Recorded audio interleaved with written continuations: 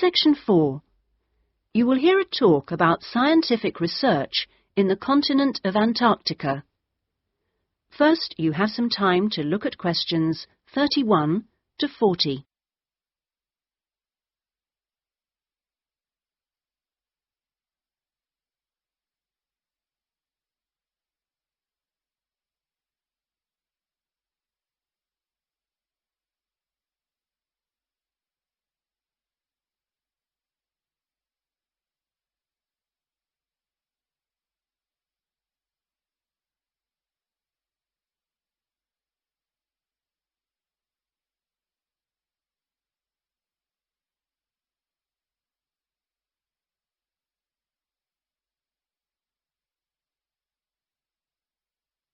Now listen carefully and answer questions 31 to 40. Tonight I'm going to talk to you about that remarkable continent, Antarctica. Remote, hostile, and at present uninhabited on a permanent basis. For early explorers, it was the ultimate survival contest. For researchers like me, it remains a place of great intellectual challenge, while for the modern tourist, it's simply a wilderness of great beauty. First, some facts and figures. Antarctica is a place of extremes, the highest, coldest, and windiest continent, and over 58 times the size of the UK. The ice cap contains almost 70% of the world's fresh water and 90% of its ice. But with very low snowfall, most of the continent technically falls unbelievably into the category of desert. Huge icebergs break off the continent each year, while in winter, half the surrounding ocean freezes over, which means its size almost doubles.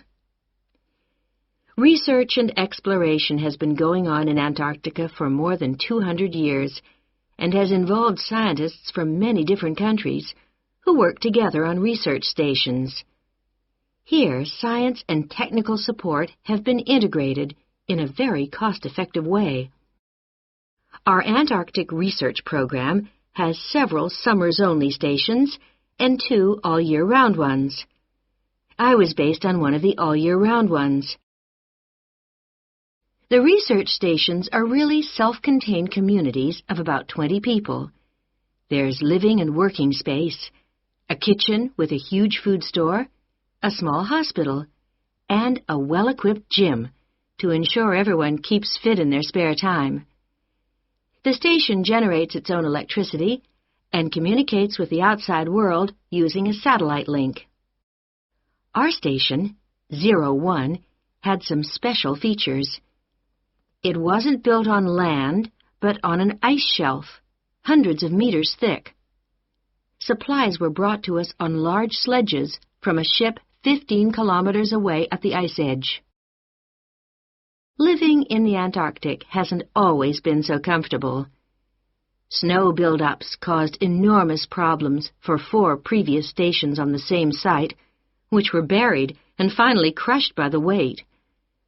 Fortunately, no one was hurt, but these buildings became a huge challenge to architects, who finally came up with a remarkable solution.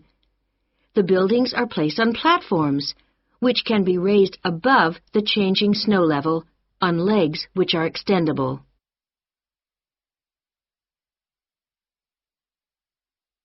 Food is one of the most important aspects of survival in a polar climate. People living there need to obtain a lot more energy from their food, both to keep warm and to undertake heavy physical work. Maybe you know that an adult in the UK will probably need about 1,700 kilocalories a day on average. Someone in Antarctica will need about 3,500, just over double. This energy is provided by foods which are high in carbohydrate and fat. Rations for fieldwork present an additional problem.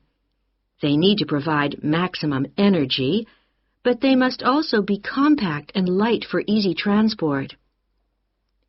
Special boxes are prepared, each containing enough food for one person for 20 days. You may be familiar with coffee processed by freeze-drying, which preserves the quality of the food product while making a large saving in weight. Well, this type of presentation is ideal in our situation. It wasn't available to earlier polar explorers whose diet was commonly insufficient for their health. I think that being at the cutting edge of science has a special appeal for everyone working in Antarctica, in whatever capacity. As a marine biologist, my own research was fascinating, but it's perhaps climate change research that is the most crucial field of study. Within this general field, surveying changes in the volume and stability of the ice cap is vital, since these may have profound effects on world sea levels and on ocean currents. A second important area is monitoring the size of the hole in the ozone layer above Antarctica, since this is an indicator of global ultraviolet radiation levels. Thirdly, bubbles in the ice sheet itself provide an index of pollution, because frozen inside them are samples of previous atmospheres over the past 500,000 years, and these provide us with evidence for the effects of such human activities as agriculture and industry. There are an increasing number of opportunities for young people to work for a period in Antarctica, not only as research assistants in projects like mine, but also in a wide range of junior administrative and technical positions, including vacancies for map makers. I hope that the insights I've provided will encourage you to take up these opportunities in this fascinating continent. That is the end of Section 4. You now have half a minute to check your answers.